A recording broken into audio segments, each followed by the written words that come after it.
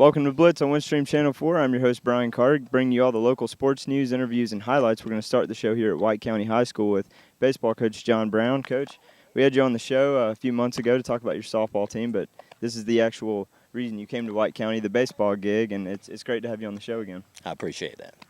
Now, Coach, you got to be excited about the way your team started out. So far this season, you're 11-3, 6-2 in Region 7 AAA. Was this an expected start for you? We were hoping the results is what it is now. We had some quality pitchers coming back and some quality kids in the lineup this year, so we was hoping for this result. So hopefully we can keep it up. Now, Coach, at this time you're actually number 6 in the state in 3A baseball. That's got to be pretty exciting here at White County High School to have your team in the top 10. What was that like to see your team in that coaches poll? Well, it's like I told a few other people, polls are not, always what they mean to be, but we're excited about being 6th in state, even though I don't know where that was, but when we were 11-1, so I don't know if we'll stay there when we lost those 2 this past week. But it's exciting to see the kids. It's good for White County baseball. I don't think White County's ever been in the top 10 in the school history, so we're excited about that too. Now, Coach, speaking of history, you recently captured your 700th career head coaching win here at White County High School and joined a very elite group of coaches to do that here in the state of Georgia. And I know you're really humble when it comes to this conversation, but just how important was that win when you got that 700th over North Hall on the road, 12-3 win? Well, it was exciting to beat North Hall in that situation and to get the 700th win.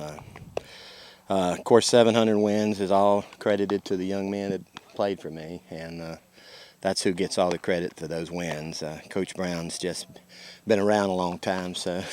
Well, you're very humble with that, but still a great accomplishment for you. Also, your team this year alone 9 times has tallied double digits in the runs column, 9 different occasions this year. How has the offense been able to produce at that high of a level in this kind of region? I don't know. We work hard at it, and we've just been fortunate to score that many runs, and we might need it the rest of the way out.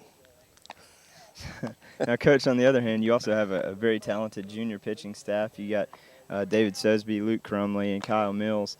Talk about that three-headed monster you have and how excited you are to be able to bring them back next year as well.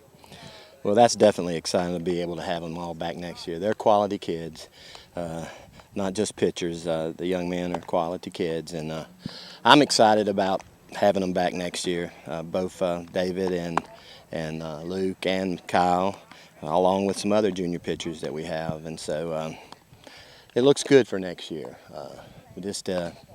Hopefully we can step up those pitchers and continue doing as good as they have been. Like you said, it looks really great next year. You have only, I think, is it one senior on the roster right now? Just Cody We Ansley? just have one senior now. Okay, Cody Ansley, your lone senior on the team. He'll be the only one departing. So is there a sense of urgency, despite all the success, is there a sense of urgency to win now, even though these guys know that they still have another go-round after this? We'd like to win now. Everybody, is excited about it, but you don't know what's going to happen in the future. So we want to win this year. We want to do the very best we can, and that's what we're going to try to do on the field. Is work hard and do the very best we can. Now, coincidentally, your team got up to the number 6 spot on the coaches poll, and then unfortunately, your next 2 games, you fell 1-0, a very tough game to Creekview, and then you went on to lose the next game 14-10 to Johnson. Do you feel that being in the pressure of being in the coaches poll had anything to do with those 2 losses at all? No, I don't really think so. We had an outstanding performance by Luke Crumley against Creekview, pitching a 1-hitter.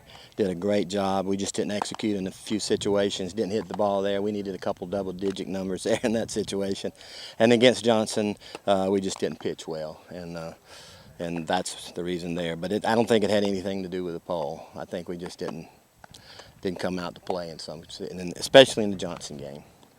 All right, Coach, looking at the end of the season, where do you see White County shaking out in the race for the region title?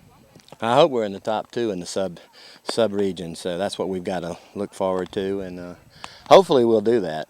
Got to finish in the top 2 in your sub-region to get to the state playoff, and that was our goal at the beginning of the year, to be in the state championship, somewhere in the playoff of the state championship. So that's how I hope our goal is going to be there, and we're going to end up there.